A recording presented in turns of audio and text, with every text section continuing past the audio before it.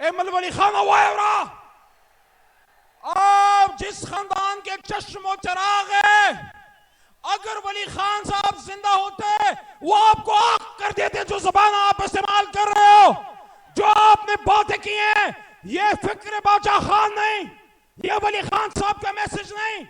आपने मुकाबला करना है तो दलाल से इमरान खान का मुकाबला करो। इस धरती पे पख्तून का खून हुआ, पख्तून का खून गिरा, किसकी हुकूमत थी? उस खून को गिरने से किसने रोका? इमरान खान ने रोका। अमेरिका के खिलाफ इस धरती पे एब्सोल्युटली नॉट किसने कहा? कि इमरान खान ने नहीं कहा। इमरान खान का ये गुनाह है कि उसने एब्सोल्युटली नॉट कहा, उसने मध्य रियासत की बात की।